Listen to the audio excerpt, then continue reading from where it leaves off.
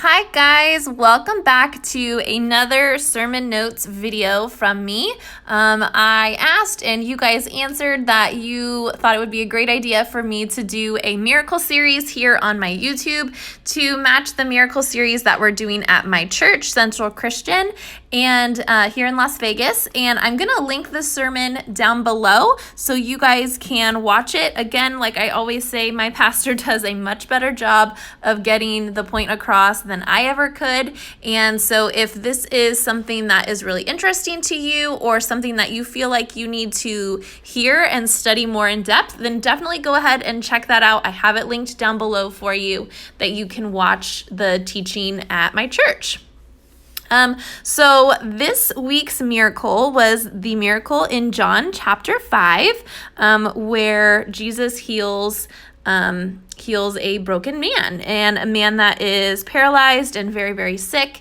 And he basically commands him to stand up and walk. And so that is what I am using as my title. So you can see I'm using the Tim Holtz alphabet stamps. These are the large stamps. They are the cling foam stamps. That's what they're actually called. It is from Tim Holtz. I like these stamps. You can use it with the chalk inks. You can use it with paint like I'm using here. I also use it with my black StazOn ink that you're gonna see in just a second.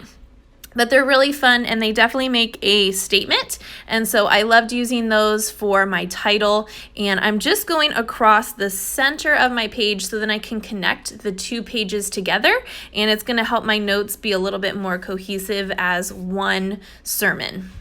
And for me to help the process go by quicker, I just used 3 different paintbrushes for the 3 different colors, and then I cleaned them all at the end with a baby wipe that you can see me doing here. I just kind of wanted to show you that process of cleaning the paintbrushes with a baby wipe, and then I'm going to use my StazOn black ink to stamp the word up.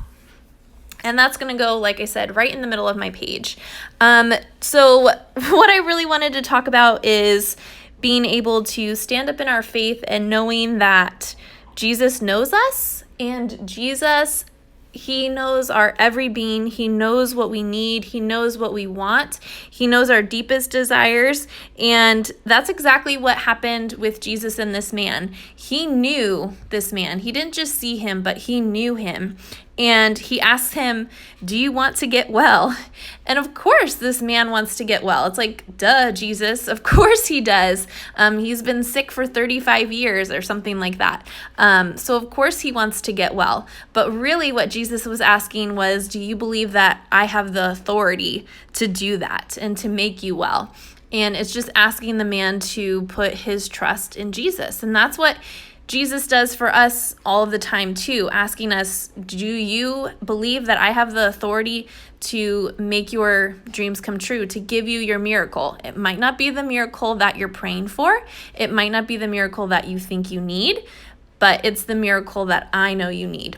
And if you want to hear a little bit more about that, that was from the first sermon in this series, and that was really good as well. We are stubborn people. So the Bible says that we are hard-hearted, and that was like a hard pill to swallow because I try not to be stubborn, but of course we always like to believe that we're right and that we're doing the right thing, but God is the one who can fix all things. We aren't capable of that. We want to believe that we can, but only God. Only God.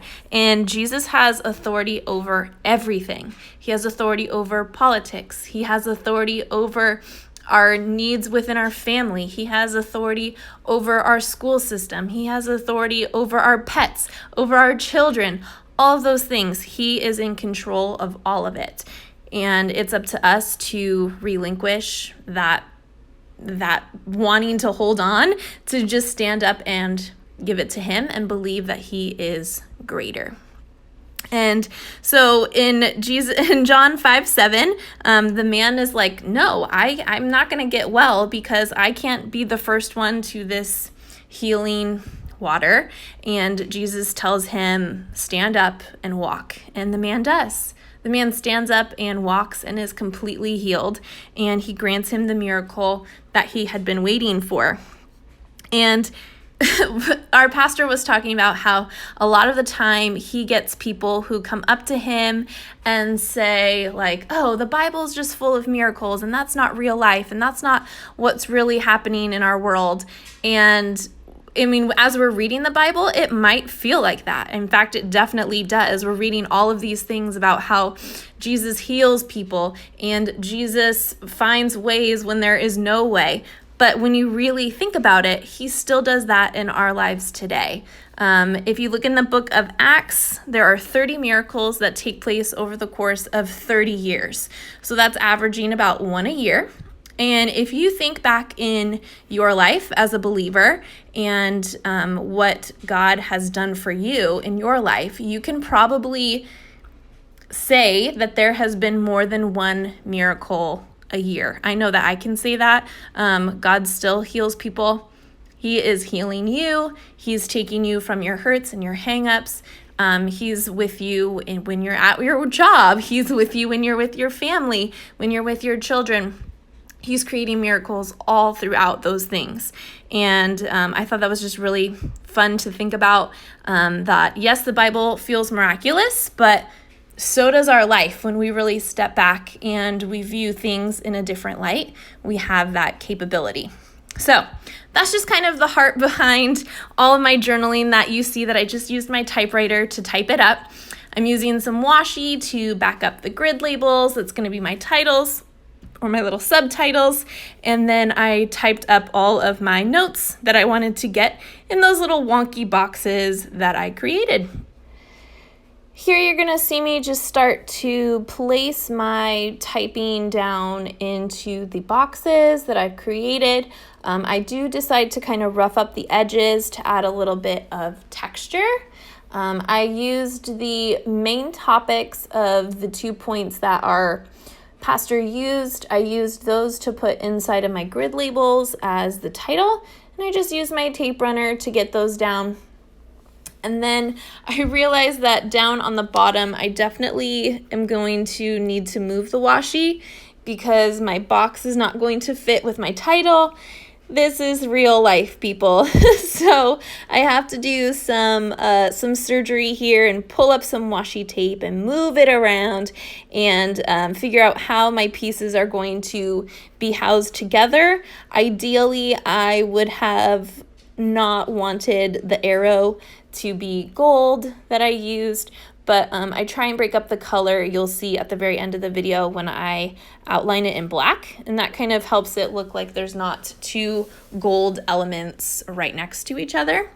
I love roughing up the edges of my typed journaling just because it definitely gives it a little bit of texture. It makes it look like it's not just sitting on top of the page. And also I kind of combat that with using the washi, like I said, as an anchor. The good thing about washi tape is you can pull it up off the paper and it doesn't ruin anything, and you're able to re-stick it and it's like it was never an issue. So I get those stuck down and anchored. You can see I just kind of stuck with the black and white. I didn't want to add too much more color because I was afraid that it wasn't going to be a complete match. And so I just used my tape runner to get those journaling sets down. And this is pretty much the bulk of my journaling. And then I realized I have a lot of white space, which usually doesn't bother me, but for this one I felt like I needed to add just a little bit more color into the whole page. And so I reached for my Neocolor 2 crayons, and I was able to find some decent matches for the purple that you see me using. That is purple violet. And then I reach for my emerald green color as a kind of a match to the teal. And then just to bring in another neutral, this gray color that I pick up is called beige, even though it very much looks gray to me. And then I reach for my gold midliner highlighter to do just some yellow little spotty dots. And I finish up the title on the very top, so it says, I Need a Miracle, which is the title of the whole series that our church is doing. And then I feel like that is what's gonna do it for me. I feel like the color moved around pretty well. I liked the way that it turned out. Again, outlining that arrow in black really helped it just all kind of come together. I do have some close-ups for you guys. Make sure you stay tuned. I am going to continue journaling through this series on my YouTube channel, so just keep your eye out. And you can follow me on Instagram at @rowrites, and I will see you guys soon. Bye.